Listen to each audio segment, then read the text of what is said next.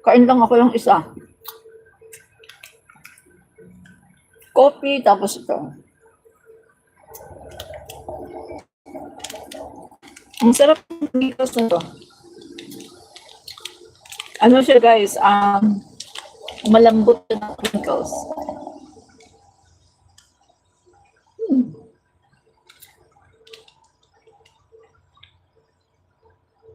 Ang sarap.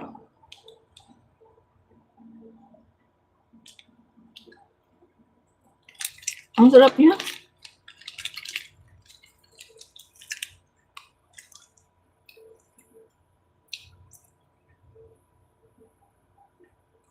Ang sarap guys. Hi din kay Allen Andrial. Magandang hapon sa'yo. At saka hi din kay Lindsay Garcia. Ayan.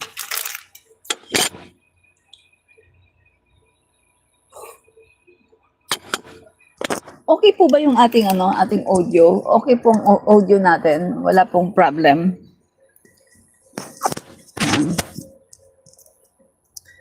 Yan, so yan. Okay, so start na po tayo. So ito na nga mga kaibigan, no? Ito pong witness si Marcoleta ay nabuking. Nabuking po, no? Wilfredo Bose, ma'am, sabik na akong marinig ang mga witness ni Marcoleta. Yes po, no? Ang witness po ni Marcoleta ay nabuking, mga kaibigan. As in, booking na booking. Hindi ko alam, mga kaibigan, no, kung ito ay makakabawi pa o makakaahon pa ito, no? Unang-una, mga kaibigan, dinisown po siya ng lawyer. Yung lawyer po na nakatatak po, no, sa kanyang affidavit. Ang sabi po ng lawyer ay hindi siya nag-notarize noon. Tinamper daw yung kanyang signature, tinamper daw yung kanyang seal, no? So, yung kanyang seal. So, hindi daw siya ang nag-notarize niyan. So, pinapatake daw ng lawyer yung post ng ABS-CBN dahil hindi daw siya ang nag-notarize ng affidavit ng witness ni Marcoleta, si Orly, no? Orly. So, bukod pa dyan, mga kaibigan, no? Meron pong mga lumabas, mga kaibigan, na maraming mga video na habang ongoing po yung pagtatanong dito kay Orly, meron pong matanda sa likod ni Senator Erwin Tulfo na palagi pong nagko-coach, nagsisignal at kung ano-anong mga gesture na tinuturuan po ang witness ni Marcoleta, no, na booking po. Katulad po nito, mga kaibigan, isa lang po ito ha, may papakita pa ako sa inyo. Tingnan nyo ha. Kinukontak ko, di ba sila makontak, hindi yung pala lumabas dito. Bakit? Ito tong... Sa kanila nalalabas ka dito at mag-testify ka? No, Your Honor. Kung paano nila na sabi mo na ayaw ka na po sandali. maglalahad ka rito. Sandali ah. Your Honor, wala na. Ano mo nalaman na hindi ka... I-contact ko muna sa inyo saglit tapos ako panood. Dito tinanong siya kung paano kung alam daw ba, no, na siya ay pupunta dito at mag-witness. Tapos mga kaibigan, itong matandang ito naka-blue na naka-jacket na black, tinuruan, no, nagsabi po, gumaganon siya na ibig sabihin daw na gumaganon pala siya, ibig sabihin daw na no. Tingnan nyo ha. Hindi ka kinukontak, di ba sila makontak, hindi yung pala lumabas dito. Bakit? Kwento mo sa kanila nalalabas ka. Tingnan nyo yung matanda. Testify ka? No, Your Honor. Kung paano nila di ba? sabi mo na Gumanon siya. Tapos saka sumagot yung Orly na no, Your Honor. Di ba? Pangalawa guys, meron pa. Ito pa. Ito naman. Ito naman yung, nakita nyo na siguro to, no? Sumenyas na naman yung matanda at sumenyas siya ng 3, ibig sabihin 3, no? At saka nagsalita ngayon yung si Orly na 3 beses daw. So may taga-coaching po may taga-coaching po dito kay Orly, no? So tingnan po natin. Yan. So halatang-halata mga kaibigan na meron pong nagko-coach sa kanya. Yan. So ayan guys, no? Yan natin. Dami kong post, no? Dali. Ito tayo sa para makita nyo yung nagko-coach. Okay. Yan.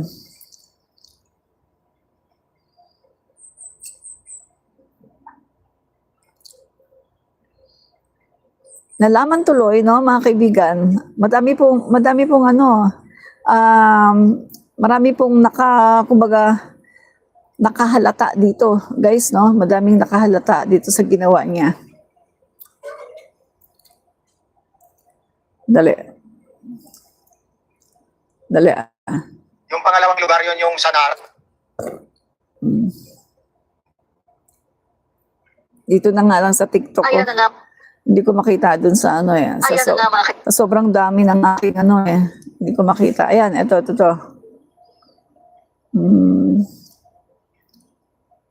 Scripted. Ito. Ayan, ito.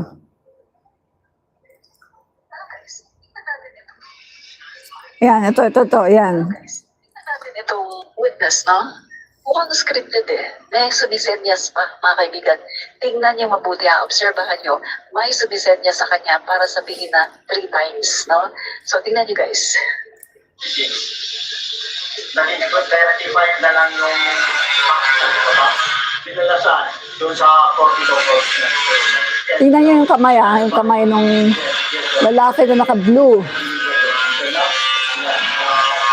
Ako, may during that time, tatlong busy sa akin. Nakita niyo? Sabi Group chat namin. Ulitin natin Yes, sir. Ulitin natin. Ako, may during that time, tatlong busy sa akin. Pero based doon sa group chat namin, Ulitin ko pa ha. pinalasan doon sa 42. Yung matandang yan.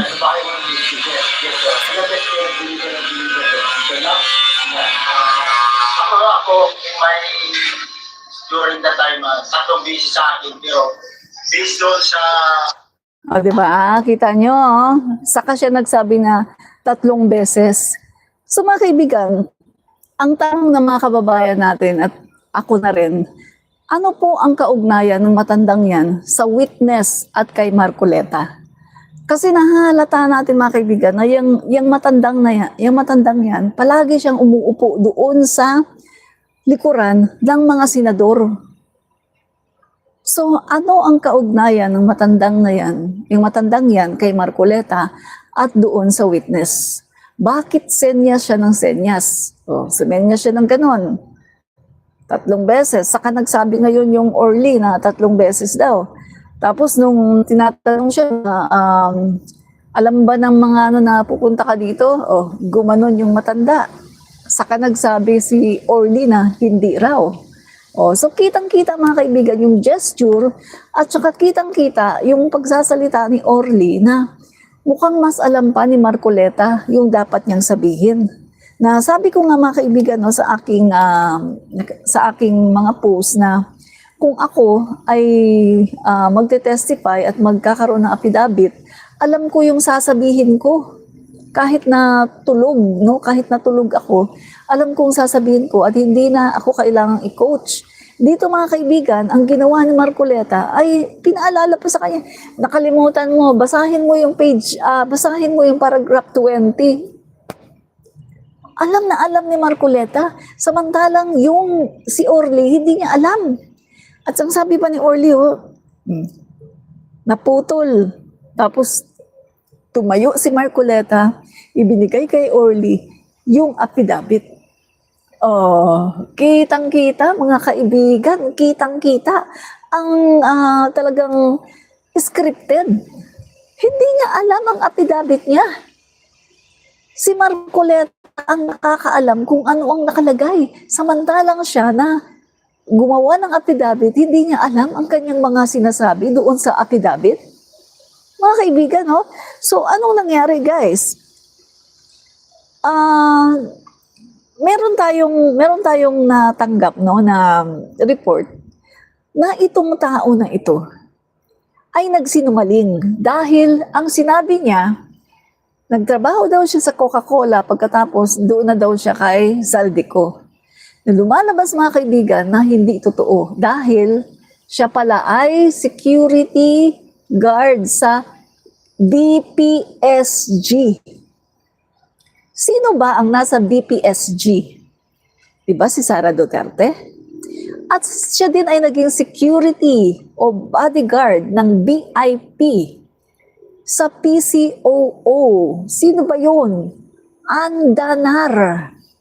Panahon ni Duterte, Martin Andanar. Isang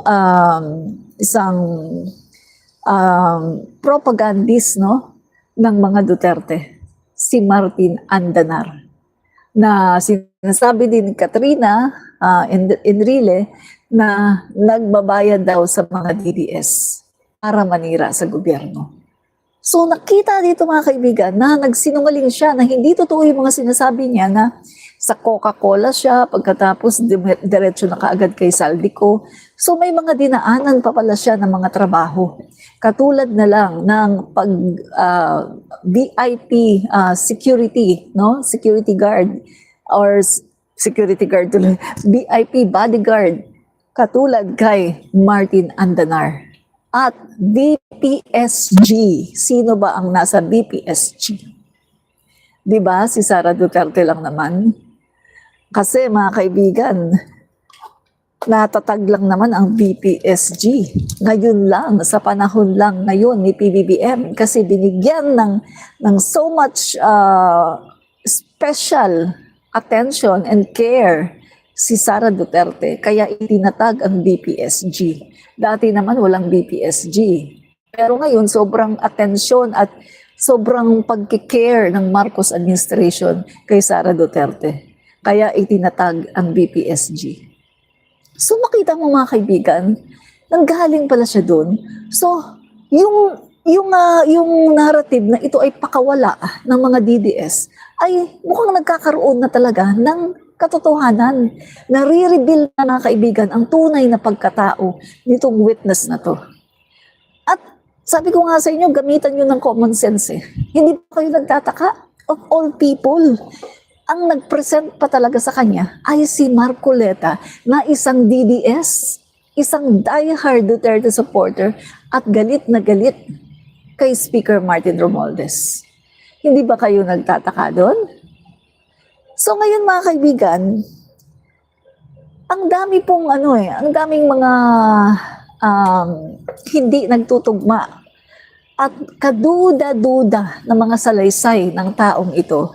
Kaya siya po ngayon ay sumasailalim po siya ngayon sa pagsusuri sa kanyang background, no? Iba-background check po siya ngayon ng Senado dahil napakabigat ng kanyang mga binibitiwang salita pero mukhang ang daming mga sabit-sabit at mukhang hindi nagtutugma at mukhang hindi kapanipaniwala ang kanyang mga pinagsasabi. Kaya siya po ngayon ay sumasailalim sa background check. Okay mga kaibigan, ano-ano yung mga kasinungalingan, no? Mga kasinungalingan na kanyang mga nakikita natin na yung kanyang mga sinasabi ay mukhang walang katotohanan, no? Mukhang walang katotohanan, mga kaibigan, no? Okay, tingnan natin ha. Unang-una guys, no, yung kanyang sinasabi na nag-deliver daw ng 46 na maleta. 46 na maleta. So, si Yap, no? Personal daw na nag-deliver ng 46 na maleta. Yan, kina Speaker Martin Romualdez, kina Zaldico, sabi niya, no? So, mga kaibigan, kung ating i-imagine, no, sa ating malikot na imahinasyon, 46 na maleta, naglalaman daw ng 48 million. Ngayon guys, isipin nyo. Okay. Kung titingnan niyo mga kaibigan, yung 1,000,000, 'di ba? Hirap nang ipasok sa isang maleta yung 1,000,000.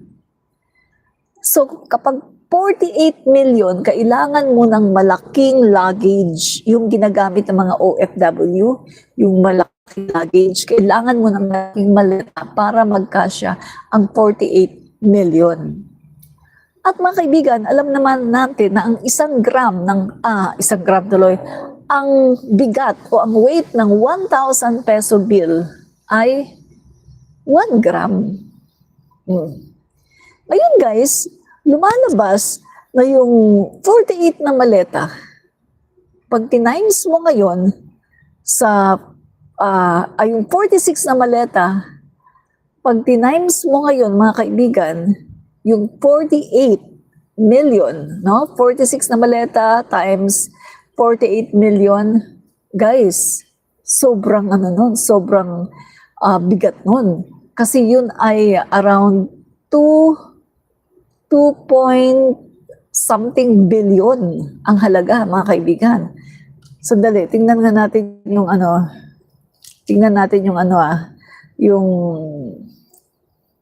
yun mga kaibigan sandali Okay, meron ditong magandang computation, no? So, tingnan nyo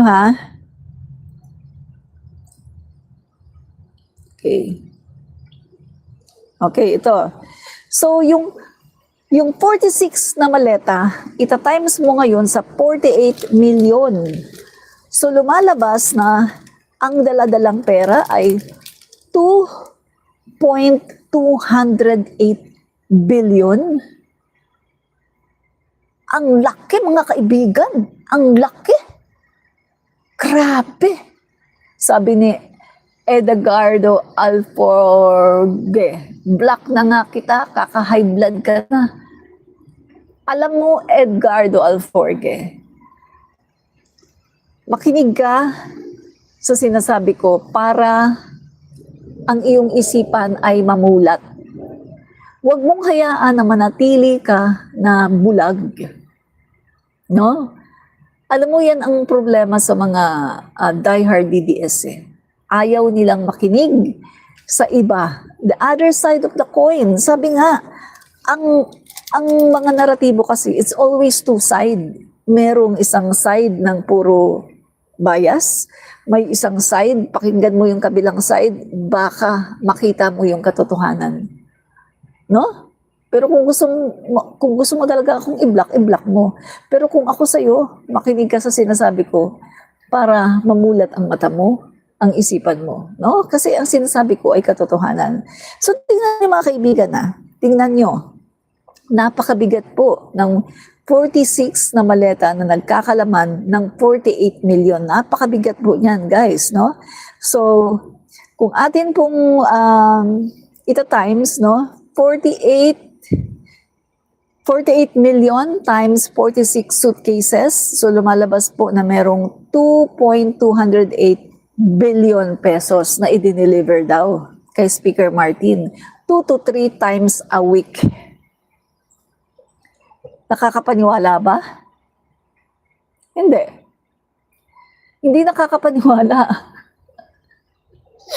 2 to 3 times a week, magdi-deliver ka ng 2.208 billion.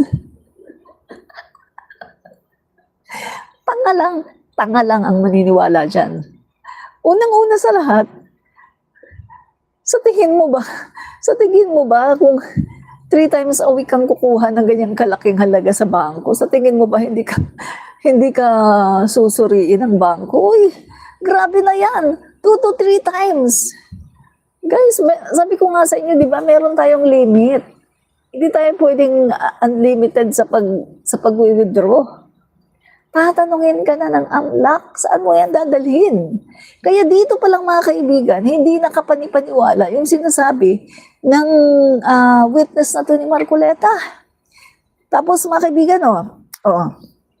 so, bawat each 1,000 bill, nagkakahalaga ng 1 gram.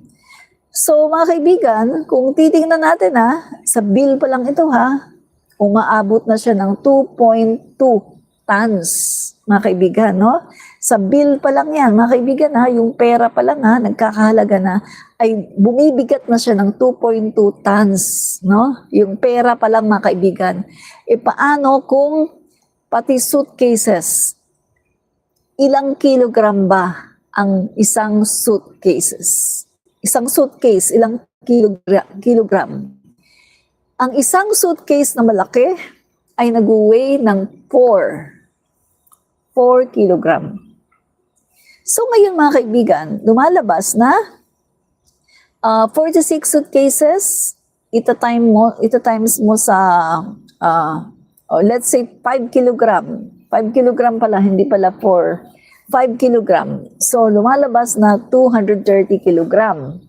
So, i-add mo ngayon ito, yung 46 suitcases. I-add mo ngayon yan, pati yung pera na laman, i-add mo ngayon yan. So, bibilisan na natin kasi madami ito eh.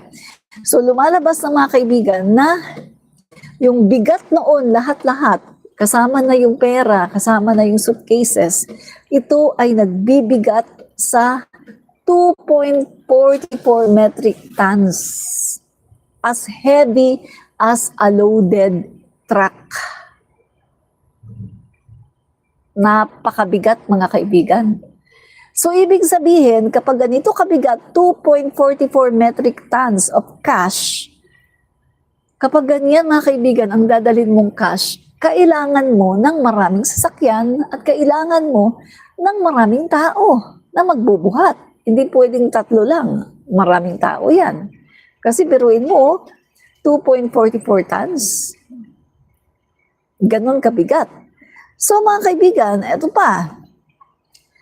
Lumalabas mga kaibigan na itong 46 na suitcases na naglalaman ng 48 million na pera, hindi ito kakasya sa isang van. So kailangan at least 3 van na walang lamang tao. Yung talagang yung suitcases lang, walang taong laman. Kasi kapag may taong laman, hindi kakasya.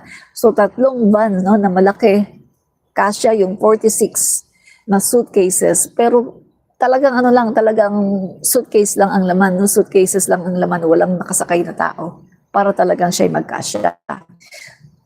Tapos mga kaibigan, bawat isang suitcase, bibigat ito ng nasa 500 plus kilogram.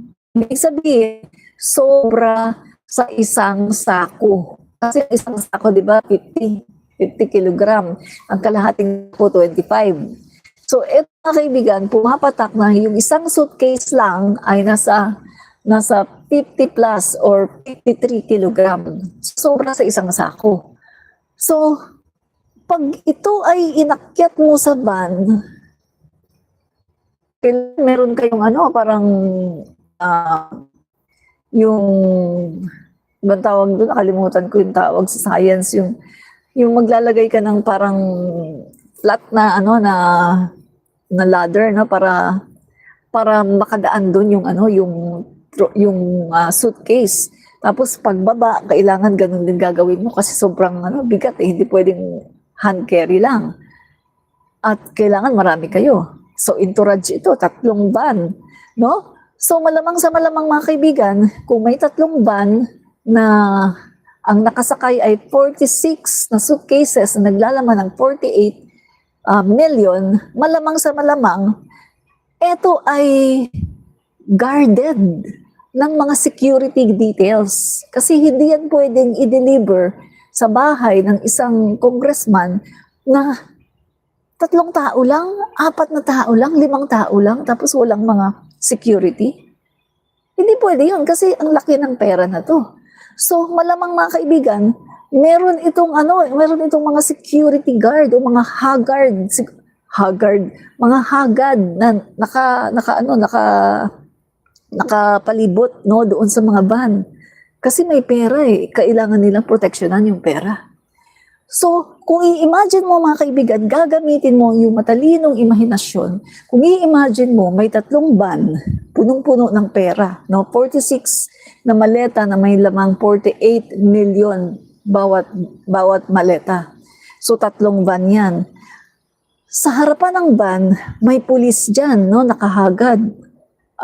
Tapos meron pulis dito, may pulis. Entourage, kumbaga. Kasi kung magdi-deliver ka ng pera, my God, hindi pwedeng kayo-kayo lang. Pera yan eh. 3 van ng pera, hindi pwedeng kayo-kayo lang.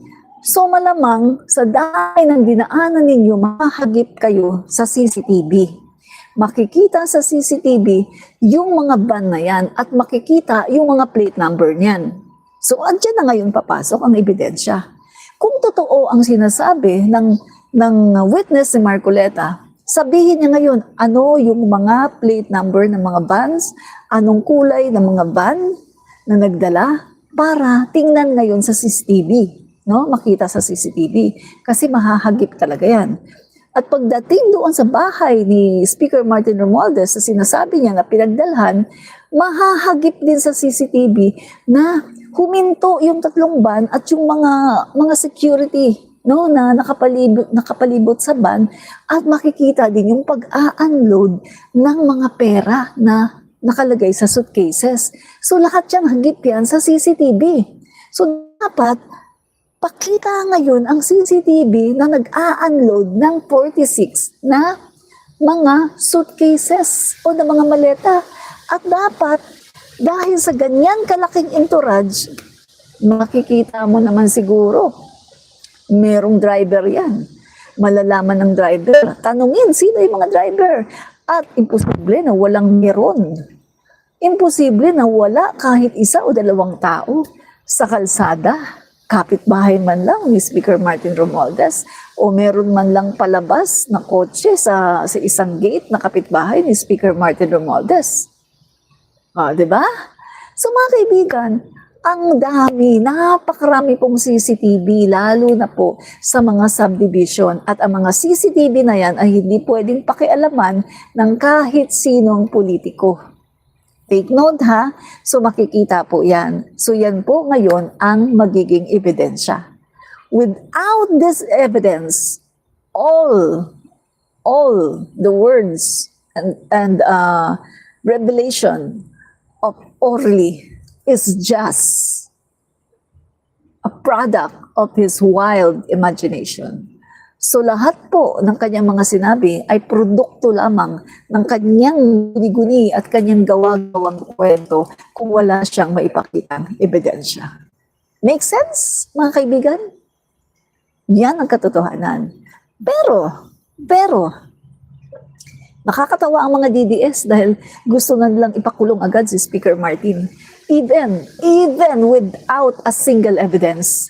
Pero si Sara Duterte, natambak ang ebidensya, gabundok ang ebidensya na nakita sa hearing ng Congress, ay ayaw nila na mag-undergo sa trial. Kahit nagabundok ang mga ebidensya about Sara Duterte, ay pinipigilan nila at ayaw nilang makulong. Pero si Speaker Martin Romualdez, na dinrap lang ang pangalan, eto gusto na nila makulong agad. Make sense, mga kababayan? So kitang-kita natin dito, guys, no? Kung anong uri ng utak mayroon ang mga DDS. Ang mga DDS na ito ay mga utak gunggong, mga utak bugok, mga utak demonyo, no? Dahil yung isang vice presidente na meron na, no, gabundok ng mga ebidensya, ay ayaw nilang mag-agosaya, ayaw nilang makasuhan, ayaw nilang makulong, pero itong tao, itong si Speaker Martin Romualdez na idinama lang ang pangalan at wala pa kahit isang piece of evidence, ay gusto agad nilang makulong.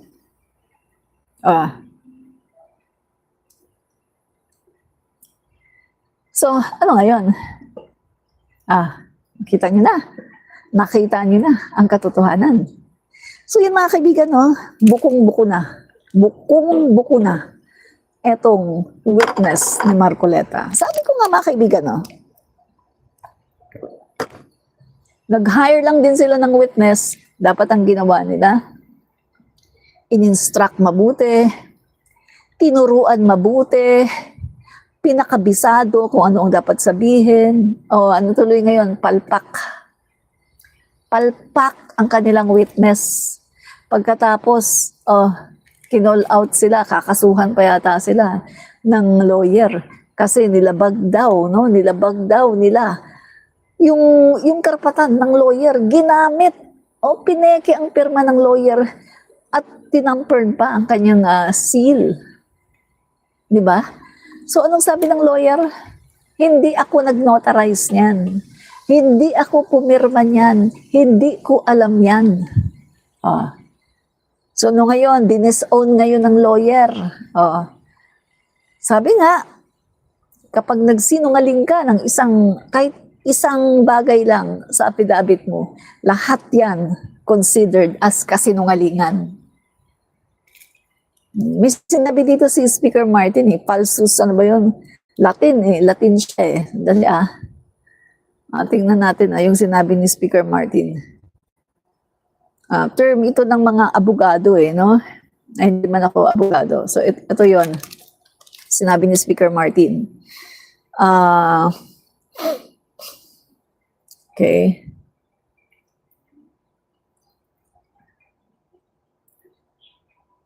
Ito. Falsus in uno. Falsus in omnibus. False in one thing. False in everything. Diba? O yan yung sinabi ni Speaker Martin. Falsus in uno. Falsus in omnibus. False in one thing. False in everything. Yan po So basahin ko lang yung official statement ni Speaker Martin Romualdez. Ang sabi ni Speaker Martin, I was deeply surprised to hear the allegation raised against me today before the Senate Blue Ribbon Committee that several pieces of luggage supposedly containing money were ever delivered to a residence associated with me. The so-called testimony of Senator Marcoleta's witness is an outright and complete fabrication, nothing more than a desperate attempt to link me to supposed kickbacks where none exist. Pilit na pilit. The most telling flaw is the witness claim that delivers were made to McKinley beginning December 2024. Imposible iyan. That property has been under renovated since January 2024 and was unoccupied except for construction workers. Ibig sabihin guys, December, nung sinasabi nitong Orly na to, na December, nag-deliver sila, ang nakatira doon ay construction workers kasi under renovation, under construction yung bahay na yon sa McKinley. Meaning to say, wala doon si Speaker Martin Romualdez. Dahil ginagawa ang bahay na yon. So dito pa lang mga kaibigan, mali na yung sinabi niya. So pag mali ka sa isa mong sinabi, ang buong mong affidavit ay nawawalan ng credibility. Kaya nake-question, di ba? Kaya kita nyo, anong nangyari sa kanya ngayon? Iniimbestigahan siya ng Senado, iba-background check. Kasi mga kaibigan, ang kapal talaga ng mukha ni Marcoleta, guys, no? Ito palang witness na kinuha niya, guys. Wala pala itong pasabi. Walang paalam sa chairman ng Blue Committee ni hindi man lang pala sinabi na ay magpe-present ako ng witness. Wala, as in mga kaibigan, pinapunta doon para pinag-witness. Kaya kita mo anong nangyari. Kino-coaching pa siya, di ba? Sabi nung tinatanong siya, ilang beses yung matanda sa likod ni Erwin Tulfo, gumagano, no? Ibig sabihin, 3. 3 beses. Saka ngayon nagsalita yung si Orly, 3 beses daw. May nag-coach sa kanya. Tapos ano pa?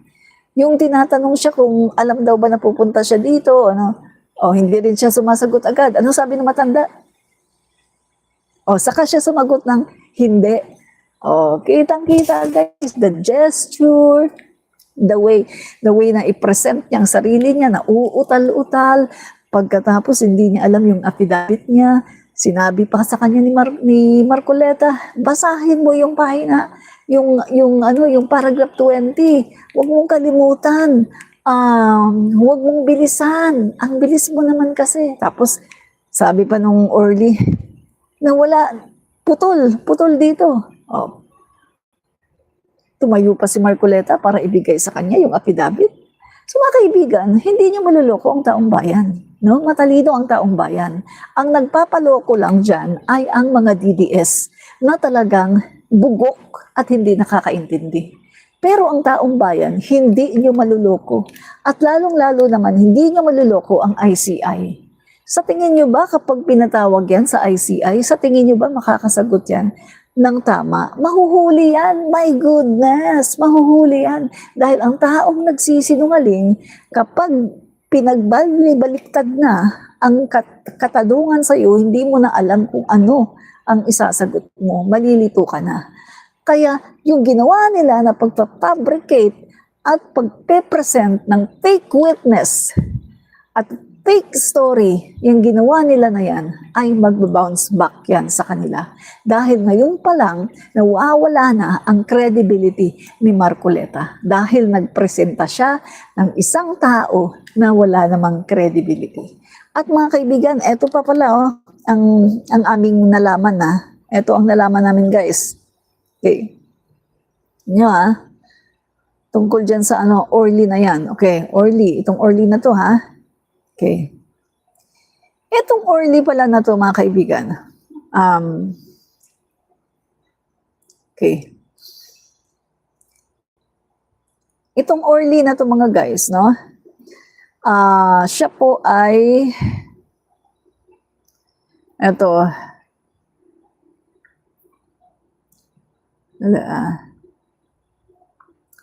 So, hindi lang siya basta-basta na testigo, guys, no?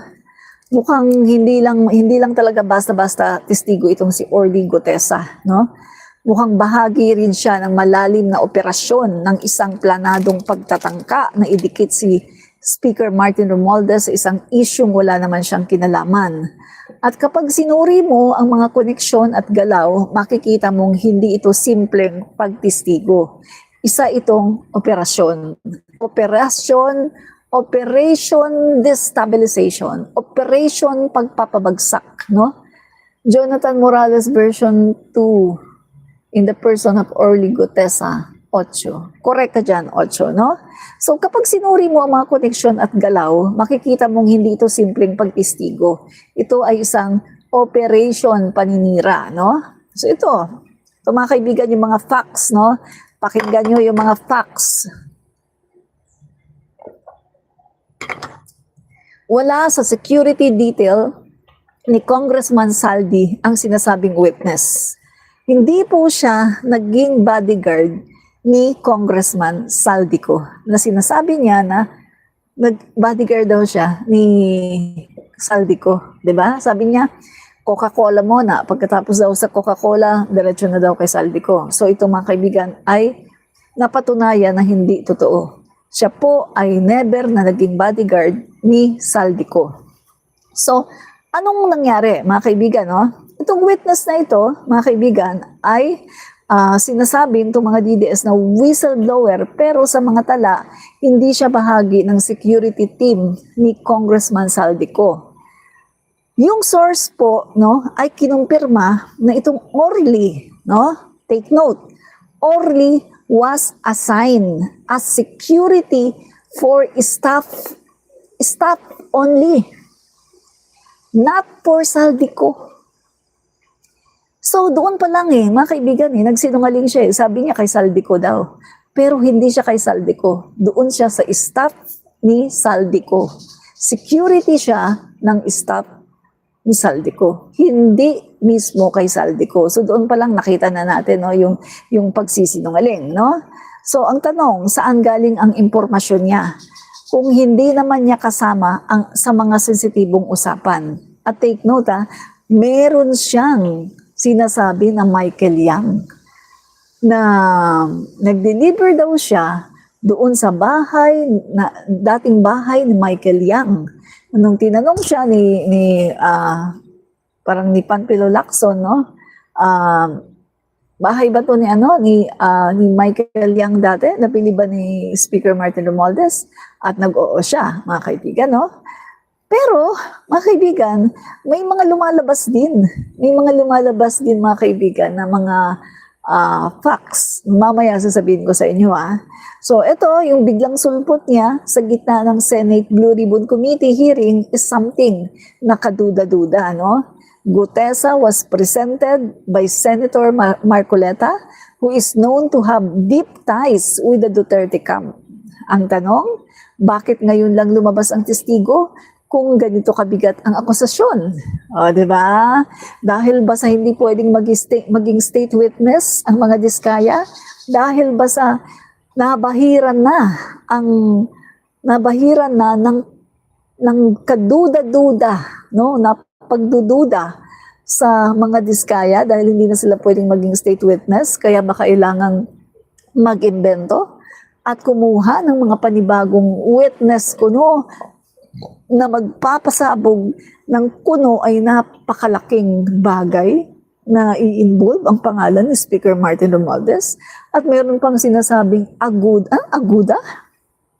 Malapit to yun sa Malacanang. At take note, mga kaibigan, nakikita ko yung synchronize na yung planado, mga kaibigan, na gustong mangyari ng mga DDS na i-involve, isabit ang ating Pangulo sa korupsyon na to. Mga kaibigan, yan yung sasabihin ko rin sa inyo, mga kaibigan, ang iwa-warning ko sa inyo ngayon. In the future, mga kaibigan, may gagawa ng mga pag-iimbento na isasabit, mga kaibigan, ang pangalan, no, ni E.S. Bersamin, ginawa na pala nila, no, sinabit ang Executive Secretary, Office of the Executive Secretary, although hindi pa pinapangalanan si Lucas Bersamin. But in the future, merong gagawa niyan, papangalanan si Lucas Bersamin, at pagkatapos ay ituturo ang ating Pangulo. Kasi, mga kaibigan, the real plan, mga kaibigan, ay isabit ang ating Pangulo sa mga nangyayaring korupsyon na ito sa flood control projects at sa mga infra projects. Isasabit nila ang ating Pangulo kasi para tuloy-tuloy na naman ang kanilang planong destabilization para tanggalin ang ating Pangulo. Hindi po sila nagsasawa na gumawa ng paraan para isabit ang ating Pangulo at talagang gawan ng mga gawa-gawa ng mga ebidensya, ng mga intriga para ang Pangulo natin ay maalis sa pwesto. Hindi sila nagsasawa, mga kaibigan. Patuloy sila na gumagawa ng mga kademonyuhan para ang Pangulo natin ay matanggal sa pwesto. So yan po, mga kaibigan. Tandaan nyo yan, guys, na ilang araw mula ngayon lalabas yan, mga kaibigan. Idadawit ang pangalan ng ating Pangulo. Lalabas yan. Tingnan niyo yung sinabi ko about the rally. O di ba nangyari? Yung mga warning ko sa inyo about the rally, di ba nangyari? Ang sinabi ko na may manggugulo na gustong sunugin ang Malacanang. Sinabi ko yan. Gagayahin ang Nepal, gagayahin ang Indonesia. Sinabi ko yan. O di ba? Gagamitin ang mga kabataan. Lahat ng mga nangyari noon ay sinabi ko. Ang hindi lang naganap ay yung actual na pagsunog dahil hindi sila nagtagumpay. Pero sinabi ko ng lahat ng yan. Diba? Nag-warning ako, ilang beses ako nag-live sa aking YouTube at gumagawa din ako ng TikTok at nag-warning ako tungkol sa mangyayari sa September 21. Kaya nga, diba, ang una kong plano, pupunta sa Luneta, pupunta dyan para sumama sa rally, pero hindi na ako pumunta dahil nalaman ko ang mangyayari. So ngayon, mga kaibigan, sinasabi ko rin sa inyo, mamamayang Pilipino, beware, be aware of the plan of this crook people, of this crocodile people na ang ating Pangulo ay isabit dito sa nangyayari na mga flood control projects, na mga ghosts. Isasabit nila ang pangalan ng ating Pangulo para sirain at mawala ang credibility. Kaya mga kaibigan, maging warning ito sa inyo na pag dumating ang araw na yon, alam niyo na kung sino ang may pakana nito. Make sense, mga kababayan? So, ito pa mga guys, no? Ito guys, no? So, of all senators, si Marcoleta pa talaga ang nag-present sa kanya. Kaduda-duda, di ba? Si Marcoleta na isang DDS, na isang tagapagtanggol ng mga Duterte, siya pa talaga ang nag-present dito sa witness na to. Di ba? Pangalawa, mga kaibigan, okay. Sources reveal that Mike Defensor personally brought Orly to Marcoleta. Defensor is a long-time Duterte loyalist and also a close friend of Vic Rodriguez, the former executive secretary, and to that, Vic's brother Edwin Rodriguez was Defensor campaign manager in his failed 2022 mayoralty bid in Quezon City. This suggests a web of political players all within the Duterte Rodriguez Defensor circle. Even the affidavit is questionable. Attorney Espera, the lawyer who allegedly notarized Orly's affidavit, went on record to say, "I did not notarize it. No official notarization, no authenticity." So we asked, who prepared the document? Kaninong kumpas ito? What is the motive?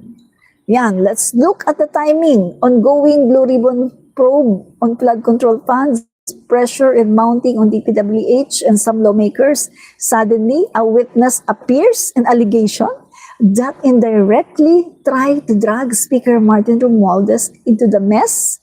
Pero teka, Speaker Martin has no direct involvement in the flood control project's disbursement. So bakit siya ang gustong idiin? Diba? Kasi ito mga kaibigan ay isang political operation, not a search of truth. Kaya mga kababayan, yung magpapadala. Kasi dinadivert po nila ang yung sa tunay, no? Instead na yung tunay na mga gumawa nito, na mga may kasalanan talaga, dinadivert po nila. Si Speaker Martin Romualdez ang kanilang dinidiin para mawala yung atensyon ng mga tao doon sa mga tunay na talagang gumawa nito. Kaya mga kaibigan, magkaroon po tayo ng discernment. Discernment mga kaibigan, para malaman ninyo, no, kung ano talaga ang katotohanan, no? So, ito pa. Ang lawyer nag-deny, hindi daw siya ang nag-notarize ng affidavit. Delivered to a Senate ally by Duterte's longtime confidant. Longtime confidant, no? Ang nag-deliver, ang nagpadala dito kay Orly. So, kung titignan natin mga kaibigan checklist tayo, accountability checklist. Witness with unclear proximity to source of info, no?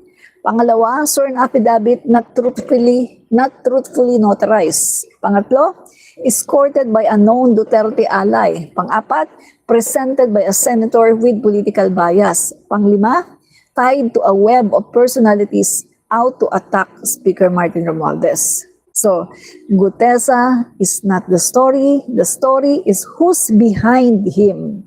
Sino ang nagpadala sa kanya, sino ang gumamit sa kanya para siraan si Speaker Martin Romualdez. Sino? Halatang-halata natin ang kasinungalingan sa statement nitong si Orly Gutesa. Huwag na tayo magbulahan, huwag na tayo magsinungaling. Andiyan ang ating Panginoong Diyos, nakikita niya ang katotohanan at nasi-search niya ang laman ng lahat ng ating puso.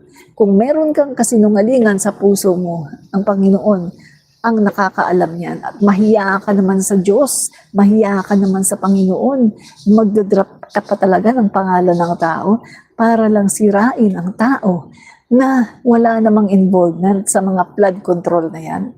Nakita mo naman siguro, Tacloban, ang ganda. At walang problema sa flood control ang Tacloban. At nakita mo naman siguro yung mga involved, di ba? Puro mga Duterte appointee. Oh, eto lang ilagay mo sa kukote mo. Kung merong mangungutsaba dyan, walang iba kundi mga Duterte. Kasi yung mga involved halos puro mga Duterte appointee. My God! Yung mga Bryce Fernandez, yung mga Alcantara, puro ang mga nag-appoint ay mga Duterte. At yung mga alipores ng Duterte. So kung meron mang makikinabang dyan, walang iba, kundi yung mga Duterte din at kanilang alipores. Eh my God, kaaway nila si Martin Romualdez. Ito take note, kaaway nila si Martin Romualdez. Hindi nila yan bibigyan ng pera. Hindi nila sasabihin kay Martin Romualdez kung anong ginagawa nila dahil natitiyak, gagamitin yan ni Martin Romualdez para lalong madiin si Sara Duterte. Dahil meron nga siyang impeachment, di ba? Dahil ang mga Duterte ay sinisiraan si Speaker Martin Romualdez. So kapag sinabi kay Speaker Martin Romualdez na, ay meron tayong bibigyan ka namin ng pera, ganyan-ganyan, baka mapadali sila at makasuhan kaagad sila. Makes sense mga kababayan? Tingnan niyo yung mga involved, puro Duterte. Puro Duterte appointee.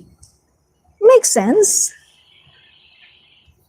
Mabuti sana kung ang nag-appoint kay Alcantara at saka kay Bryce. Mabuti sana kung si PBBM o si Speaker. Hindi Mga Duterte So malamang ang nakikinabang ay mga Duterte din. Make sense? Di ba? Hindi nyo kayang pagbulaanan yung mga sinasabi ko. Kasi may punto ako.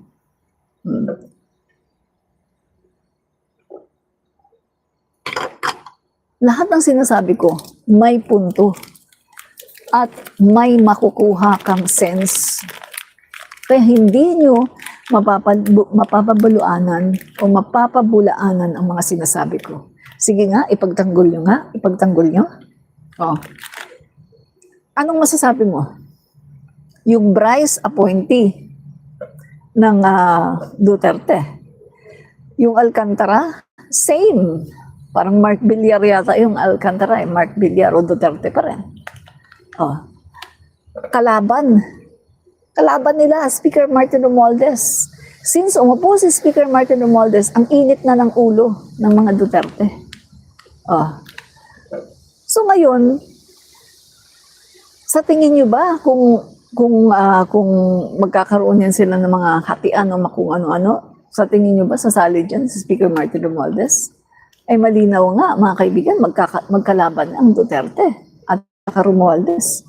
Hindi dahil sa nakipag-away si Speaker Martin Romualdez, kundi dahil siya ay inaaway ng mga Duterte at sinisiraan at pinapabagsak since 2022 pa lang.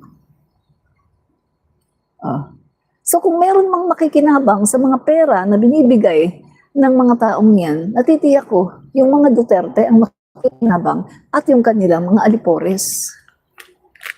Am I making sense?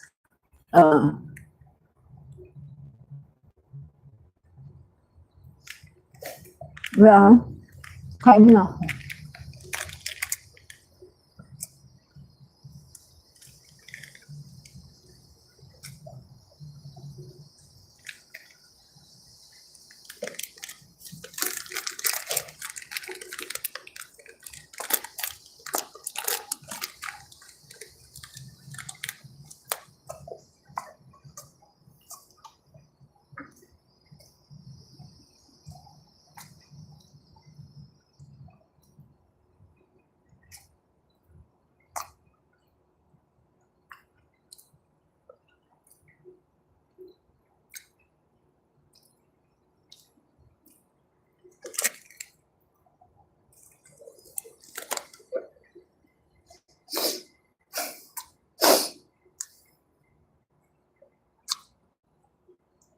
Dahil guys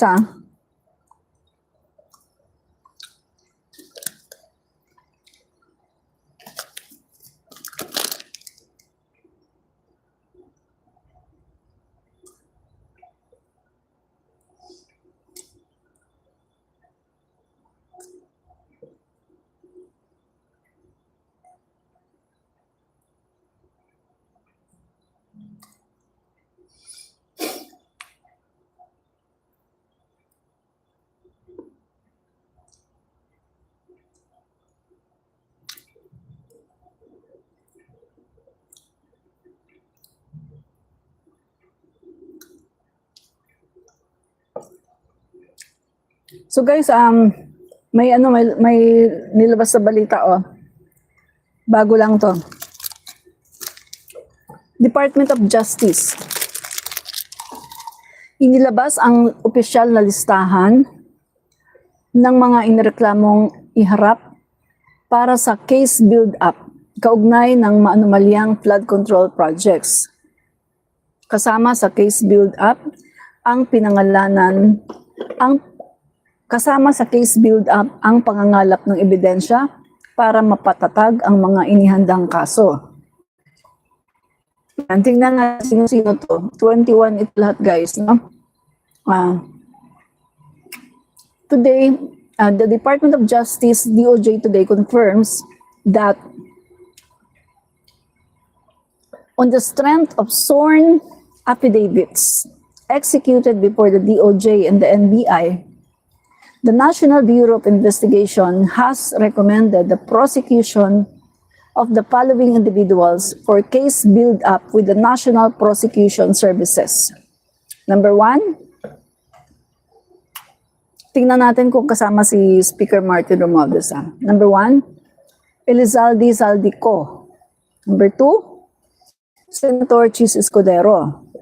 Number 3, Senator Joel Villanueva. Number 4, Senator Jinggoy Estrada. Number 5, alias Beng Ramos. Number 6, Elias Mina. Number 7, Undersecretary Mary Miltzi Mitch Lim Kahayun Uy. Number 8, Mr. Maynard S. Ngu. Number 9, former Senator Ramon Bautista Revilla Jr. Number 10, Miss Carlene Y. Villa. Number 11, Undersecretary Roberto R. Bernardo. Number 12, Engineer Henry C. Alcantara. Number 13, Mr. John Carlo Rivera. Number 14, Miss Linda Victoria Macanas. Number 15, Juanito Mendoza, CPA. Number 16, Sally Nicolas Santos. Number 17, Jesse Mahusay. Number 18, Elias Andre Balabat. Number 19, Engineer Bryce Erickson D. Hernandez. Number 20, Engineer JPD Mendoza. Number 21, Engineer RJD Dumasig. This recommendation stems directly from the sworn testimonies of Engineer Henry Alcantara, Engineer Bryce Hernandez, Engineer J.P. Mendoza, and former Undersecretary Roberto Bernardo. Their statements provided the basis of identifying these individuals as having sufficient preliminary links to the acts under investigation. See? Wala si Speaker Martin Romualdez. Kasi guys, etong mga tao na nag-testify, na nakuha yung kanilang mga testimony na merong credibility, hindi nila binanggit si Martin Romualdez. Parang ang nagbanggit lang talaga kay Martin Romualdez ay yung Orly, yung pakawala ni Marcoleta. Walang nagbanggit kay Martin Romualdez. Kahit nga kahapon, tinatanong si Ping Lacson yata yung nagtanong, no, parang kay Bryce. Tinanong niya si Bryce, si Speaker Martin Romualdez ba nasa computer mo? Ang sabi ni Bryce, wala. Wala daw sa computer niya si Speaker Martin Romualdez. So ito mga kaibigan, itong kakasuhan, no, magki-case build up, itong mga pangalan dito, ito yung nakuhaan nila na merong medyo sapat na ebidensya. Sapat na ebidensya. So, ibig sabihin, wala dito, hindi kasama si Speaker Martin Romualdez. Kasi nga sabi ko sa inyo, di ba, ganong tao, yung ganong kasing tao magte-testify, mali-mali, merong taga-kumpas kung anong sasabihin niya. Tapos halatang halata, scripted. Mukhang si Marcoleta ang sumulat ng kanyang script. Sa tingin niyo, bobo ang ating mga justices? Sa tingin niyo, bobo ang DOJ?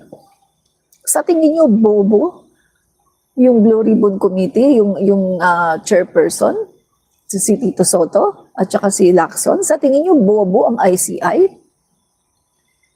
Na basta-basta na lang ilalagay ang pangalan ni Romualdez na wala namang nakikitang probable evidence? Sa tingin niyo, bobo sila? Yun yata ang nakalimutan ni Marcoleta. Ang akala ni Marcoleta, bobo ang mga tao na yun. So gumawa sila ng mga witness na wala namang credibility. Ano, wala dito si Speaker Martin Romualdez. 21 lahat ito. 21. Saldico, Chis Escudero, Joel Villanueva, Jingo Estrada, Beng Ramos, alias Mina, Lim Kahayon Uy, Maynard S. Mu, Ramon Revilla, Carlin Y. Villa, Roberto R. Bernardo, Henry Alcantara, Carlo Rivera, Victoria Macanas, Juanito Mendoza, Sally Nicolas Santos, Jesse Mahusay, Andre Balabat, Erickson D. Hernandez, JPD Mendoza, RJ Domasig, 21 lahat. So nakalagay dito, let it be clear, inclusion in the NBI's recommendations is not a matter of speculations or rumor. It is the result of sworn testimony under oath if names have circulated outside of these affidavits. Those are not recognized by the DOJ or the NBI until such time that they are sworn to under proper proceedings. Yan. So yan mga kaibigan, no? Gagawa na ng mga case build-up para sa mga tao na to. Yan. So wala po si Speaker Martin Romualdez. So tingnan pa natin to. The DOJ will now subject this recommendation to rigorous case build-up under the National Prosecution Service. No one is above the law and no position, title, or influence will shield anyone from accountability. Those names will be required to answer under the rule of law, the serious allegations now standing against them.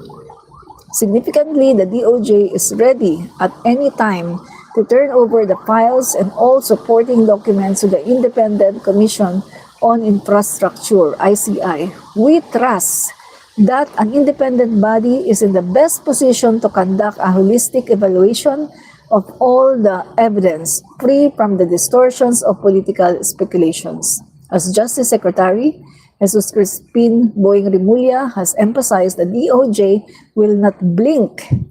We will see this through to its rightful conclusion, guided only by evidence, sworn testimony, and the dictates of justice. Nothing follows. O, kita nyo? So, hindi pwedeng mga gawa-gawang testimony lang. Hindi pwede yun. Kung magte-testify kayo, samahan nyo ng evidence. Hindi pwedeng laway lang. Nagpunta kami sa nag-deliver kami ng 46 suitcases kay Martin Romualdez. Laway. Mali pa.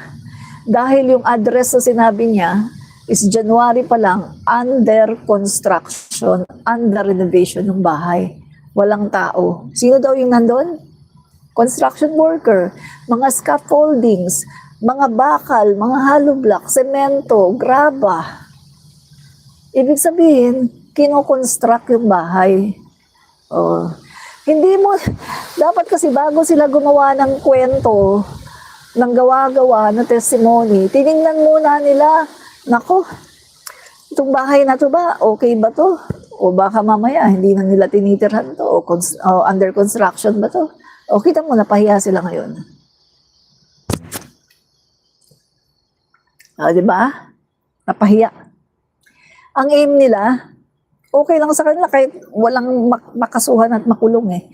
Basta si Speaker Martin Romualdez lang. Kailangan makulong. Yan sila mga kaibigan. Okay sa mga taong yan, mga DDS na yan, kahit wala ni isang makasuhan at makulong, basta ikulong nyo lang talaga si Martin Romualdez. Yan ang gusto nila. Yan lang talaga, guys. Wala silang ibang aim, kundi ikulong lang si Martin Romualdez. Kahit yung mga buhaya dyan, okay, sige, magsawa kayo sa pagnanakaw, basta si Martin Romualdez ikulong nyo.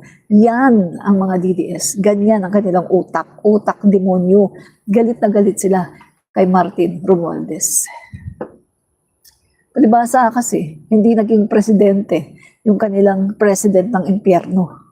Diba? Kaya galit na galit sila kay Martin Romualdez. Yan ang katotohanan, mga kaibigan, no? Yan.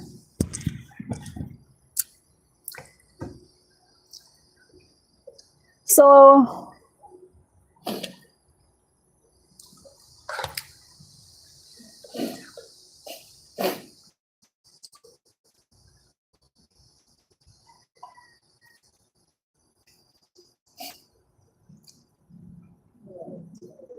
iano natin to para i-post natin to para mapahiya lalo yung mga DDS. Hinahanap nila dyan si Martin Romualdez eh. Wala si Martin Romualdez. Yan.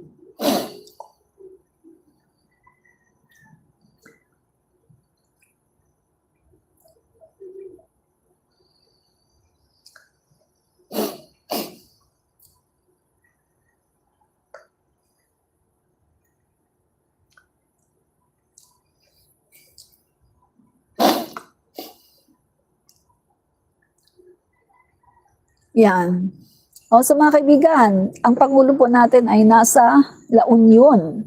Dumating na si Pangulong Ferdinand R. Marcos Jr. dito sa San Agustin Elementary School sa San Fernando City, La Union para pangunahan ang yaman sa kalusugan, yakap, karaban ngayong araw. So yan mga kaibigan, yung presidente natin na nagtatrabaho kung saan-saan nakakarating para magbigay ng serbisyo sa mga Pilipino. Personal, mga kaibigan, na binibigay niya ang serbisyo para sa mga Pilipino. Ang sipag ng ating Pangulo, samantalang yung Vice Presidente, ang sipag din mag-travel.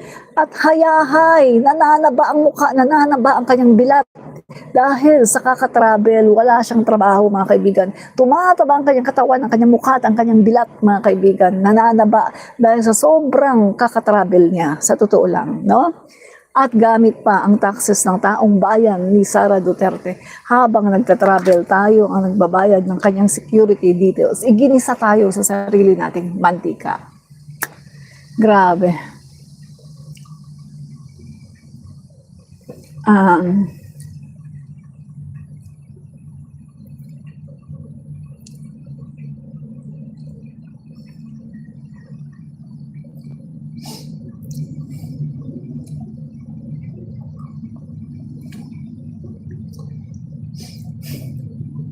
So mga kaibigan may lumabas pa nga guys na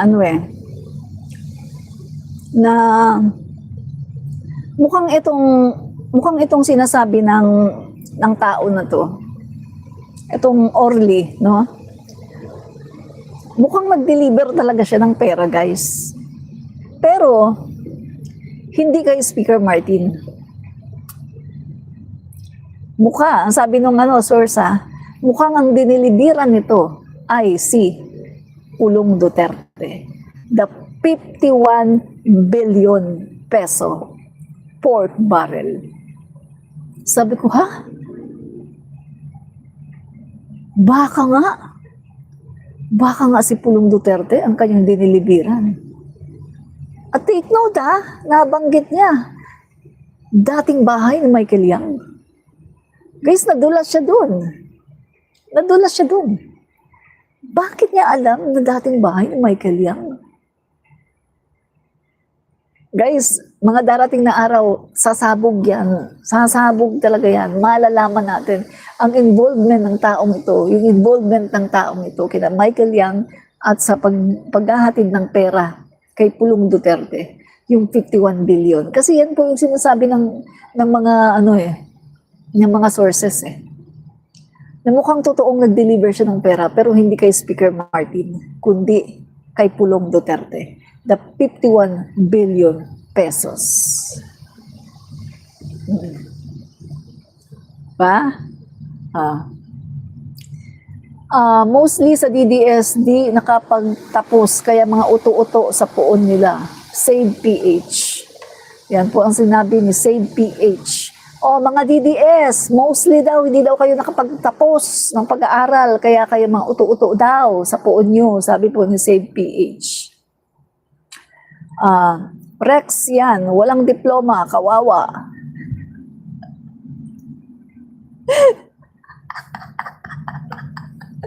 Oy, Rex yan, wala ka daw diploma, sabi ni Save PH.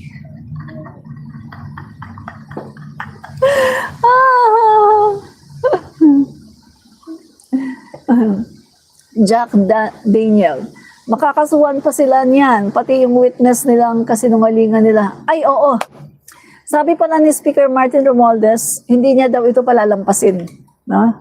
Sabi ni Speaker Martin Romualdez, kasi dinrap yung pangalan niya na wala naman siyang ginagawa na pagnanakaw. Sabi niya sa sa statement niya, hindi daw niya ito palalampasin.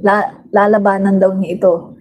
Pero hindi sa paninira, hindi sa social media, kundi sa tamang platform. Yan naman si Speaker Martin, di ba? Professional yan eh. Professional. Mabuting tao. Hindi yan katulad sa mga DDS na nagngangangal-ngal sa social media, katulad ni Sara, maninira sa social media, makarating sa ibang bansa, maninira. Si Speaker Martin Romualdez, hindi po. Sabi niya, lalabanan niya ito, pero sa tamang platform, sa legal na paraan. Ganyan talaga, kasi may good breeding. Mahusay ang pagpalaki sa kanila. At sila ay mga professional at talagang mabubuting tao. So hindi sila wala sa kanila yung mga mudslinging, character assassination. Ayaw nila ng ganyan, no? Mga Romualdez. Yan. Mabubuting tao sila, no? Hindi sila katulad ng mga Duterte na parang kanto lang, barbaro, mga barbaro. Parang panahon ng Middle Age, ng mga Dark Ages, kung saan walang batas-batas, no? Tsugihan, Dark Ages, mga kaibigan, no?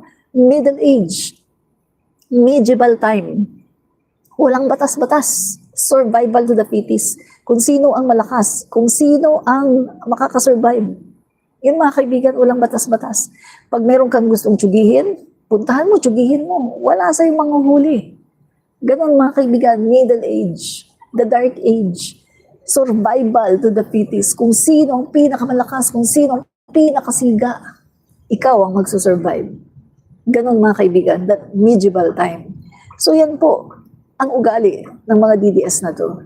Parang mga tao sa medieval time. Walang batas-batas. Pero ang mga Romualdez, mga po yan, mga civilized people. Mga, kumbaga, mga learned, no? May mga pinag-aralan. Ginagamit ang pinag-aralan. Matitinong tao. Mga diplomatic, no? Mga talagang may good breeding. Excellent, no? Yan po ang mga Romualdez at ang mga Marcos. Hindi katulad ng mga Duterte na walang breeding, mga barbaro. Diba?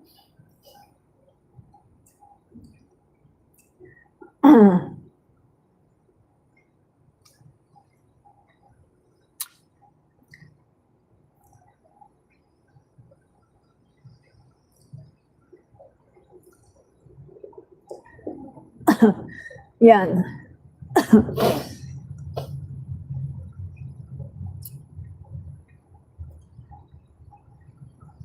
Kami Comics TV, salamat sa pag-drop by. Yan, nandito si Kami Comics TV.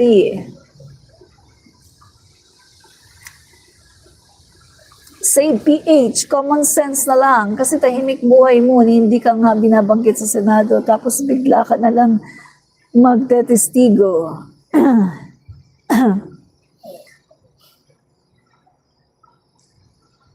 Yan.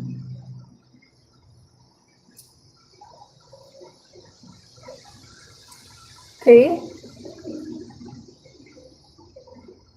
malubhang karamdaman maging isang DDS. Tumpak. Tama ka dyan. Correct ka talaga. Correct. Si Marcoleta nag-aabogado na sa mga diskaya. Edwin Peralta. Tama ka dyan. Edwin Peralta. No? Yan. Correct ka dyan. Yan. Okay. So tuloy natin mga kaibigan ang ating live, no? Live, via the live.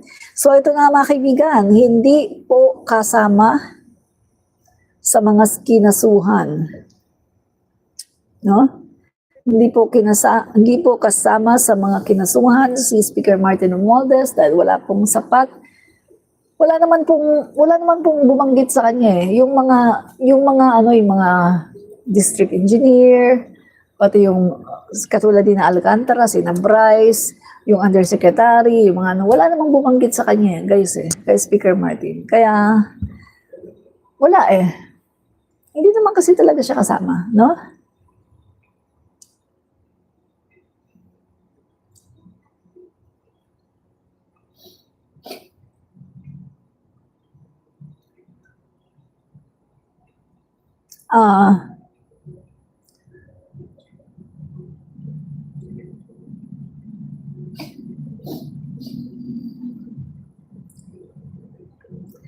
Mga kaibigan, itong si Saldico, pinapauwi na ng bagong speaker, si Body G.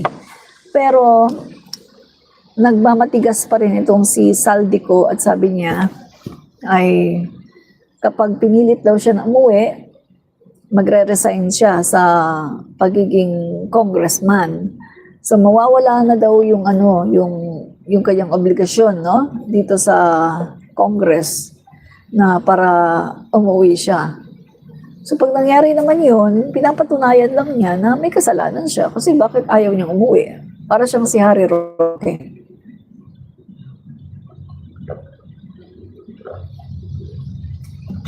Si Harry Roque hanggang ngayon ayaw umuwi.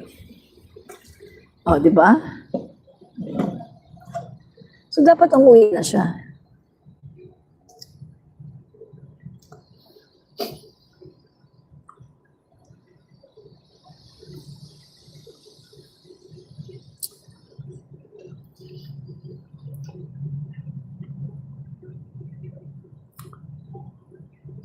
Yun ang mga nireklamo.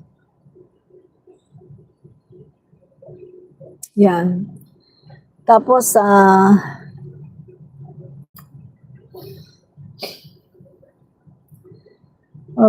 pero sabi niya, tiniyak ni Ako Bicol Party List Saldico na uuwi siya ng Pilipinas kasabay ng mariing pagtanggi sa mga aligasyon laban sa kanya. Sinabi ito ng representative ko sa ipinadala niyang sulat kay House Speaker Faustino Boji D.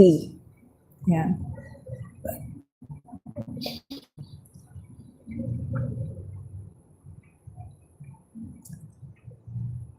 Tsaka isa pa guys eto makinig kayo. Kung titingnan natin pagpasok ni PBBM, July 1, no? Pagpasok ni PBBM, July 1. So kalahati na ng taon, hati sila ni Duterte, di ba? Kalahati ng taon kay PBBM. Pagpasok ni PBBM, yung budget, kay Duterte pa yan.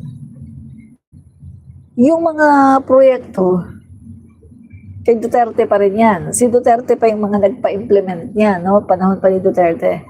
Kumbaga, wala pa talagang nagagawa. Yung PBBM administration, Duterte pa yan eh. No? 2022. Pagdating ng 2023, saka lang nagkaroon ng budget si PBBM. Take note 2023, doon lang nagkaroon ng budget si PBBM. Pagdating ng 2024, yun pa rin, no? So may budget si PBBM. 2 years. So kung titingnan natin, 2 taon lang ang maiimbestigahan kay PBBM. 2 taon lang, 2 years lang guys. Bakit 2 years lang? Bakit hindi natin isasama ang 2025? Guys, sabi nga po ni Amena, sabi nga po ni Grace po, si Grace po na kasama sa BICAM, sabi niya, huwag kayong mag-alala, wala pang nangyayari no, sa 2025 na budget. Kumbaga, hindi siya nalaspag ng mga politiko at ng mga city engineer dahil pinigilan kaagad. Meaning to say, wala daw problema ang 2025 budget. Hindi ito nalaspag ng mga magnanakaw na politiko at ng mga district engineer at mga nasa DPWH. So meaning to say, ang problema lang mga kaibigan, ang i-scrutinize lang sa Marcos administration ay ang taong 2023 at 2024. 2 taon lang. The rest, puro na sa Duterte administration. Make sense? Kaya nga mga kaibigan, dito makikita natin, kapag merong mga nakikita ng mga ghost flood control projects, puro sa past administration. Kasi sila yung natapos eh. Sila yung naka-6 na taon eh. Sa Pangulo natin, 2 years lang. Ang iniimbestigahan ngayon, 2 years lang sa Pangulo natin.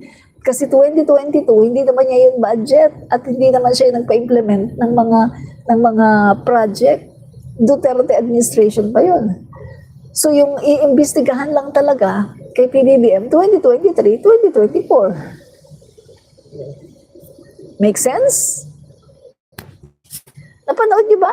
Si Grace po mismo nagsabi, wala daw problema ang 2025 budget. Hindi pa daw nagalaw. Hindi nalaspag. Kasi pinigilan na maipa-implement yung mga flood control projects. Kasi nga, nalaman to ng Pangulo, di ba? Mga July, alam na pala ng Pangulo to. Inuunti-unti na niya. Kaya pagdating ng SONA, pinasabog niya. Inantay talaga ng Pangulo natin na mag-SONA para lahat makarinig. Pinasabog niya to. So mga July, pinapaimbestigahan na pala ng Pangulo natin yan. Kaya, itinigil, hinold yung mga flood control projects. At ang kagandahan nito, pagdating sa 2026 budget, walang flood control budget. Walang flood control budget kahit isa. Dahil sabi ng Pangulo natin, huwag muna tayo mag-budget sa flood control dahil ang dami na nating binudget dyan. Hayaan daw na yung mga contractor gawin nila from their own pocket. Paano?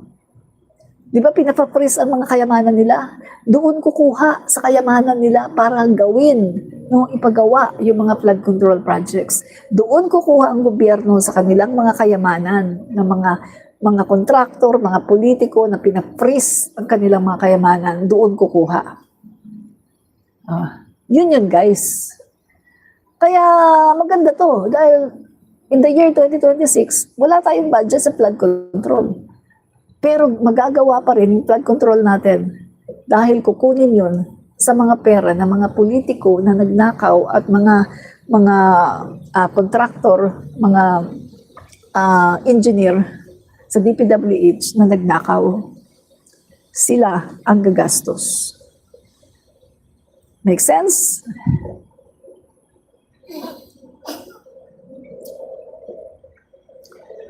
Sabi ng isang DDS, wala pa talagang project ang BBM admin pero trillion ang utang. My God, umiral na naman yung bugok na DDS. Ngayon nga lang nasa 200 plus na ang food processing na nagagawa ng Pangulo natin. Kaya kita mo, instruction ng Pangulo natin, palawigin pa ang pagbaban. Nakaban mga kaibigan, nakaban ang pag-i-import ng bigas.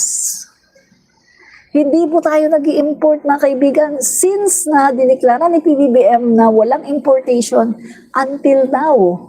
At ang sabi ng Pangulo, naglabas ang Pangulo ng statement na palawigin, palawigin yung pagbaban ng importation. Ngayon lang nangyari ito. Hindi ito nagawa ni Duterte. Dahil sa panahon ni Duterte, puro import ng bigas. Dahil walang bigas. Wala masyadong harvest ng bigas kasi pinabayaan. Ngayon kay PBBM, bakit nagagawa ng Pangulo to? Nagagawa pang magbenta ng 20 pesos sa bigas. Kasi ang daming pinagawa ng Pangulo.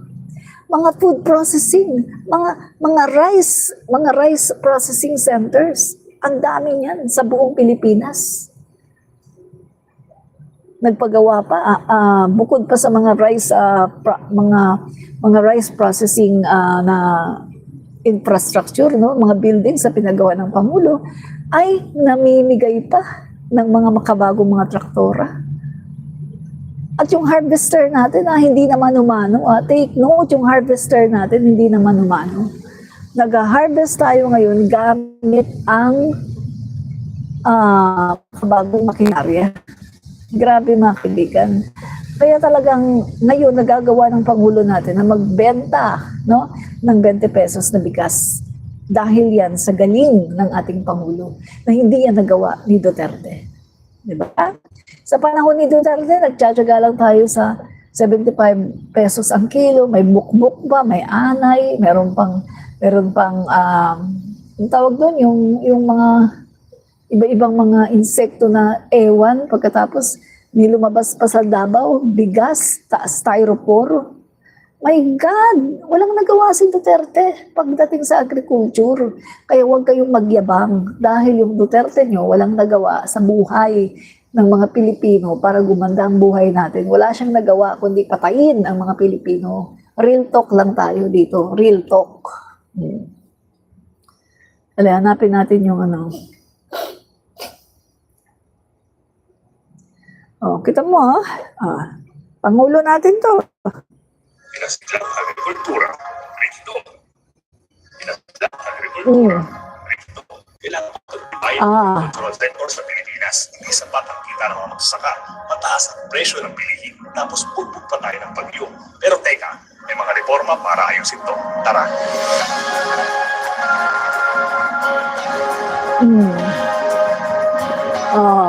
Yan ang ginawa ng Pangulo natin. Hindi nyo nakikita. Price para sa palay, para siguradong may tamang kita ang mga Pangalawa, full implementation sa Sakit-Saka Act. Direct ang bibilang mga paaralan, ospital at LGUs sa mga magsasaka at bahay.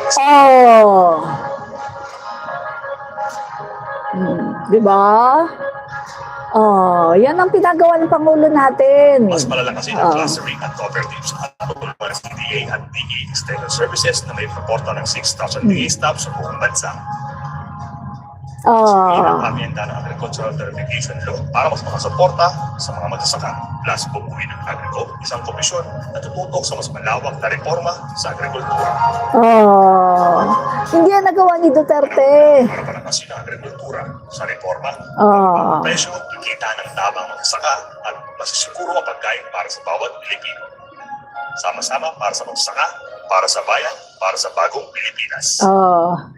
Ang dami niyan. Bawat lugar sa Pilipinas, nagpagawa si PBBM ng rice processing. Para yung ating mga kababayan, hindi na sila magbabayad, punta na lang dun sila sa nila. At guys, kung may babayaran man sila, kaunting-kaunti lang para lang kumbaga pang maintain lang ng rice processing na yun. So ganun po kagaling ang Pangulo natin. Kaya kita mo ngayon, hanggang ngayon, nakaban pa rin ang importation, walang nag-i-import. Puro bigas natin ang kinakain natin, walang nag-i-import. Ganyan kagaling ang Pangulo natin at pinapalawig niya, walang mag-i-import. At nakakapagbenta pa ng 20 pesos sa bigas na hindi nagawa ng Duterte administration. Duterte administration ang kinakain, lalo na ng mga nasa Mindanao, sabi nila, kumakain na lang daw sila ng marang. Yun daw lang ang kaya nila, 10 piso daw isang marang. Yun lang daw ang kaya nila kasi 75 pesos pataas ang kilo ng bigas. My God! Duterte pa more. Walang nagawa kundi po lang pagkakatayin ang mga mamamayang Pilipino. Walang nagawa na maganda sa mamamayang Pilipino. Oh, Duterte. Yan ang inyong idolo. Yan ang idolo nyo. Walang nagawang maganda sa Pilipinas. Make sense? Oh, 'di ba?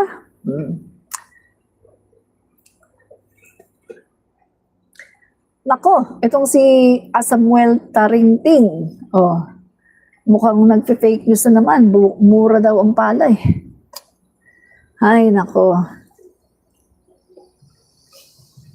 No. So, tingnan natin pa. No.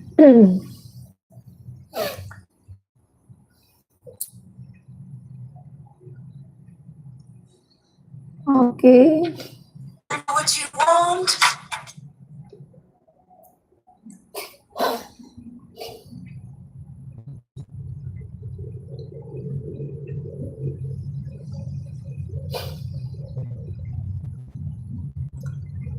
Yan. Ang galing naman. Oh. Talagang mahal na mahal ni PBBM ang mga bata. Oh. Love na love talaga ng Pangulo ang mga bata. Oh. Si PBBM lang ang Pangulo ng Pilipinas na talagang grabe. Mga bata, pinagtuunan niya ng pansin. Sa panahon ni Duterte, mga magagandang babaeng nakapanty. Yun ang pinagtuunan niya ng pansin si Duterte. Pinakapasok sa Malacanang, mga nakabra, mga nakapanty, mga nagsasaya, wala, 120,000 per ulo ng babae. Yan ang sabi ng DDS vlogger na si Nino Barsaga. Diba? O pati daw si Banat Bay, nagdadala din ng babae. Yan. O. Ano pa? 120. Bawat babae. Yan ang nangyari sa panahon ni Duterte. Binaboy ang Malacanang. Binaboy. Ginamit ang pondo ng bayan para sa mga babae. Para sa kanilang kalibugan. My God. No? Okay. So, tingnan nyo ha. Pangulong, President Ferdinand R. Marcos Jr. kissed the crown of a child of a four-piece family during an interaction with Pantawid Pamilya ng Pilipino Program beneficiaries. Yan, so nag-allocate, no, ang Marcos administration ay Marcos announced the reallocation of nearly 36 billion from DPWH flood control funds to the Department of Social Welfare and Development Program. So yung 36 billion na kinuha sa DPWH funds kasi wala na nga tayong flood control, no? So gagamitin po ito sa DSWD. Yan. Pagtulong sa ating mga kababayan. Yan ang ating Pangulo. O may mabuting puso para sa ating mga kababayan, mga mahihirap, mga indigenous family. Yan ang ating Pangulo. Bumubuhay, nagpapakain, at hindi pumapatay. Make sense? Yan. No, di ba?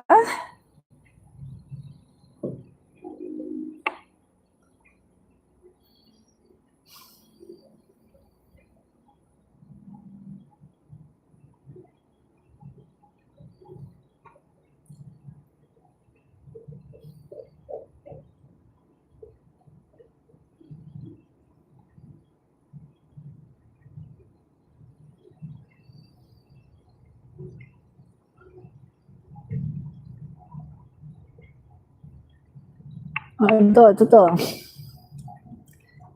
Tingnan natin ang balita. Inatasan din ng Pangulo ang buong pagpapatupad ng Sagip Saka Act. Sa ibang balita, iniutos ni Pangulong Ferdinand R. Marcos Jr. ang pagtatakda ng floor price sa bilihan ng palay upang hindi maabuso ang mga magsasaka ng mga tiwaling trader tuwing ani. Inatasan din ng Pangulo ang buong pagpapatupad ng Sagip Saka Act of 2019 at ang Benteng Bigas Program. Kasabay nito, ipinag-utos ang pagsusuri sa charter ng National Food Authority at mga amyenda sa Agricultural Tarification Law para mapalakas ang suporta sa mga magsasaka. Binigyang diin din ng Pangulo ang pagbuo ng Congressional Commission on Agriculture, Fisheries and Food Security o AGRICOM na mag-a-assess sa kalagayan ng agrikultura at magre-rekomenda ng mga reforma. Kasama ni Pangulong Marcos sa pagpupulong ang mga mambabatas at mga kalihim ng agrikultura at agraryo kung saan iginiit niya na dapat palakasin ang mga kooperatiba at pababain ang gasto sa produksyon upang makipagkompetensya ang lokal na bigas sa imported. Sa ibang balita, Yan. iniutos ni Pangulong Ferdinand Yan. So mga kaibigan, hanggang dyan na lang muna tayo at babalik na lang tayo mamaya.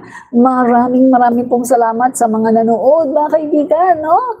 Fight fake news, expose the truth. Mga kaibigan, maraming po salamat sa mga pro-government, sa mga kakamping, sa mga DDS, sa mga dilawan. Maraming pong salamat. Kami Caricom Next TV, salamat. Thank you very much sa panonood, no? Maraming salamat. Bye-bye and God bless sa inyong lahat.